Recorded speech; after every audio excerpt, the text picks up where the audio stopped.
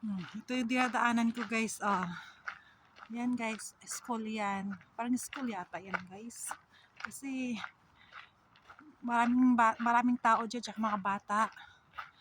Pagtungtong ng siguro pagtungtong ng 8 guys. Maraming bata dyan naglalaro. Ayan. Ayan. Tingnan mo yung aking nasa paligid guys. Ang ganda. Ayan. Ayan. Palaruan yan guys.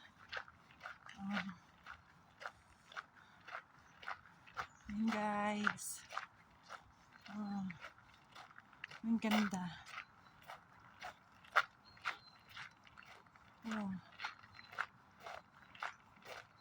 Ito guys, pwede. Ito guys, paano to? Tambayan ng mga bata. Gustong matutong magbike, ayan, magbike lang dito. Ayan.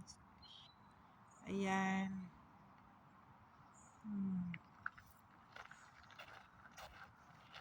Ayan. Ayan guys. Wala pang mga bata dito kasi masyadong maaga pa. Siguro mga alas 10. Ayan. Yan guys, di ko alam kung school yan or ano. Hindi ko kasi maintindihan yung nakalagay doon guys eh. Kailangan ko pa i-translate. Ayan. Ayan ang paligid. Paligid ko. Ayan. Ayan, samahan nyo ako guys. Maglakad. Uuwi na tayo. Ayan. Dito pa, meron pa siyang di ko alam kung ano tong anong nilalaro dito guys. Ayan. Ayan.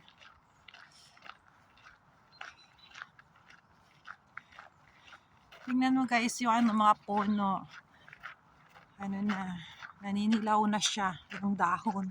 Nalalaglag na siya. Mamamatay na siya.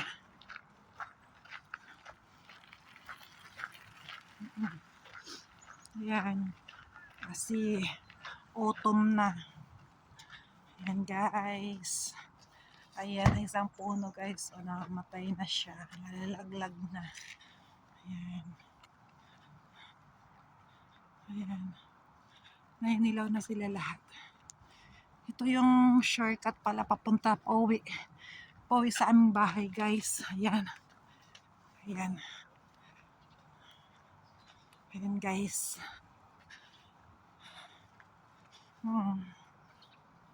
Alam mo guys, yung ganyan. Yan yung yung zona nila. Yan.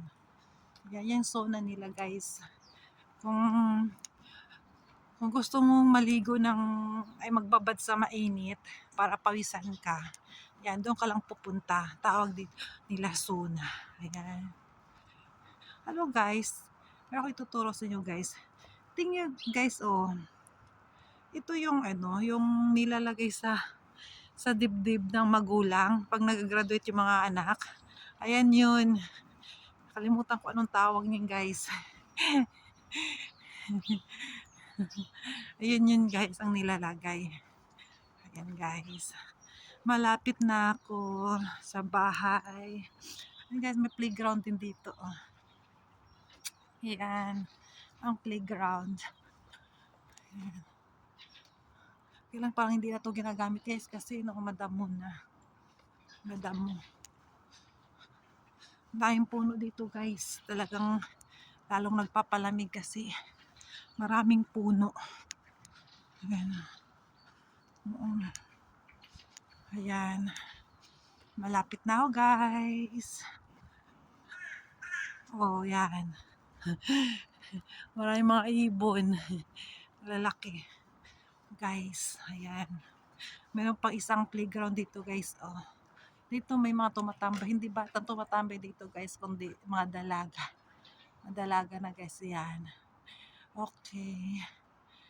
Okay, nandito na tayo sa sa aming bahay guys. Okay, bye-bye for now.